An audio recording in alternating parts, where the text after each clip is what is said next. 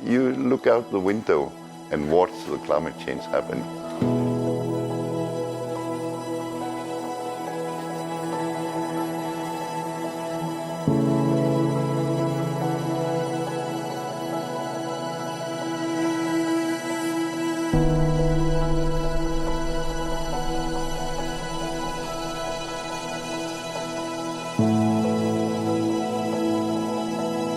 I think Ilulissat is one of the most dramatic places in Greenland to see climate change because it has one of the largest glaciers in Ilulissat ice fjord, and it has some of the biggest changes.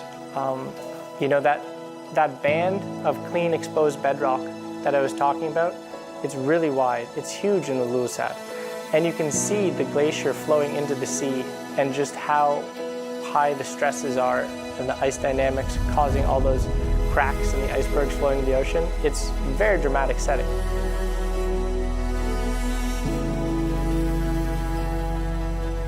So when you stand on the fjord wall and you watch those icebergs slowly going into the ocean, you're watching about 1% of the global sea level rise contribution leaving Greenland and going into the ocean. It's one of the biggest point sources of ice loss from the ice sheet today.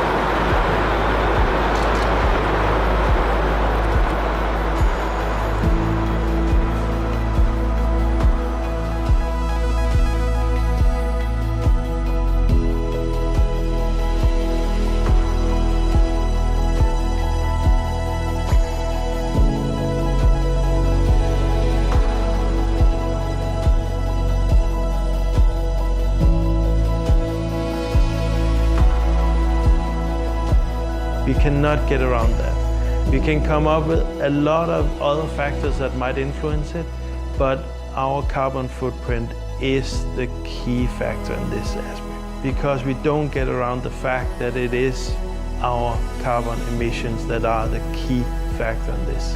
How I feel about this is the clock has started, and the clock now is going much faster. We're constantly speeding it up.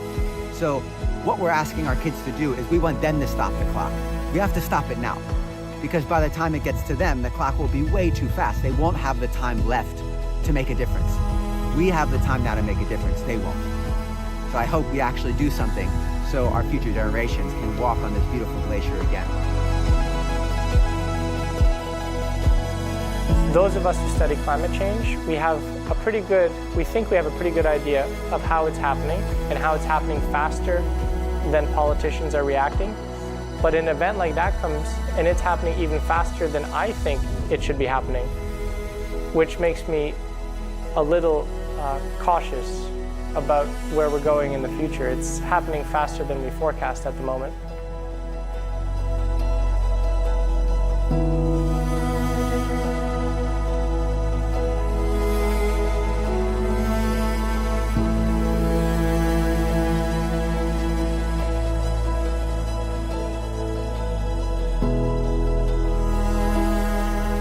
The world will not end. If we get climate change, it will be a new situation. But we will not all die, and the earth will not end. It will just be another one. And it's very important that the young people do not panic and say, oh, now everything stops. No, we have to take the challenge to think, to adapt, and to cut back on emissions in a sensible way. But take it easy. Don't panic.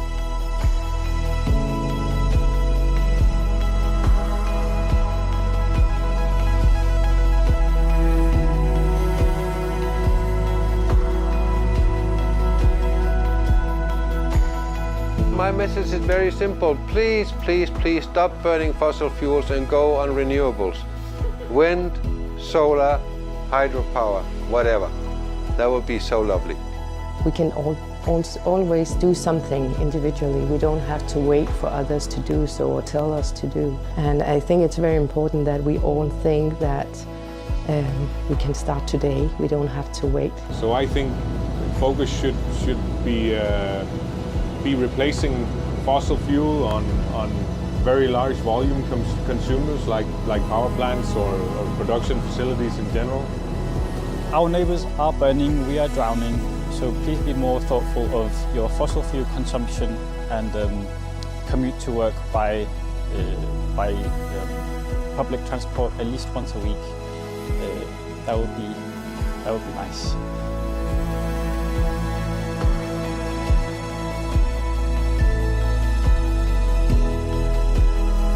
I would love to say that we would love to see more education about the climate changes and more connection between the different countries, generally in all of the countries, about the climate change that is happening now.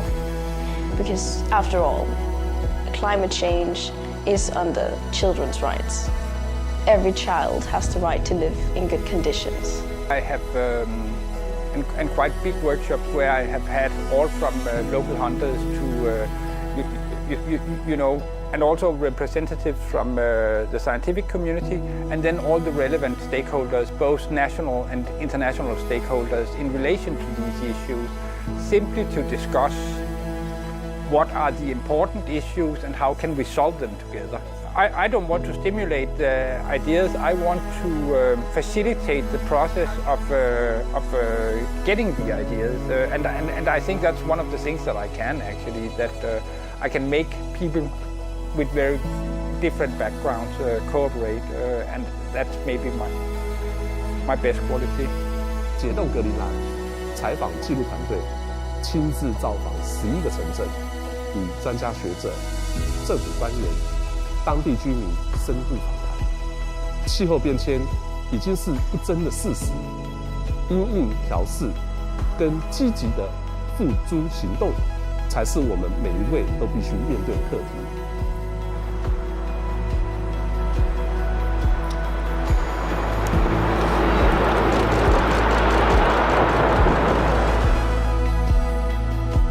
然而，格陵兰的冰融也带来了丰沛的水利资源，使得这里的再生能源使用率超过了60%。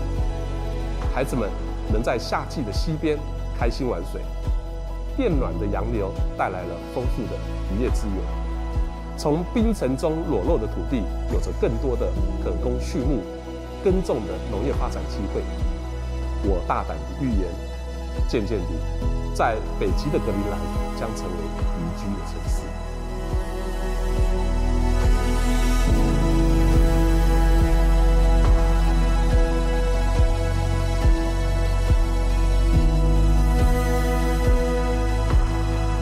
The best advice I feel I can give to this documentary is to support civil society to become more active in promoting solutions to climate change. And I think there are two key roles that civil society can play. One is as voters, and put pressure on politicians and governments to be more aware of the impacts of climate change, and that we need to find solutions very soon to climate change. The second is becoming active consumers and put pressure on business to deliver more green products in line with the net zero targets, and also of course products that are green, more green in totality.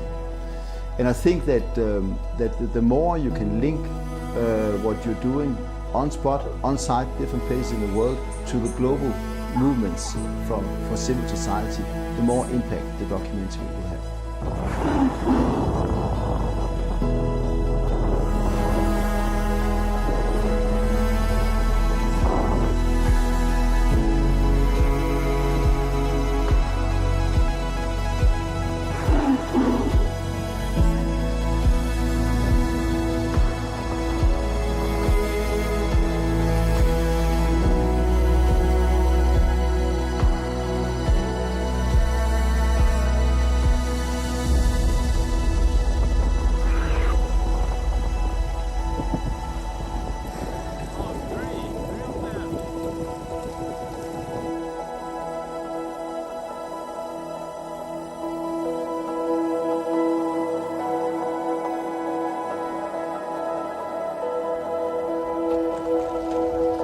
you.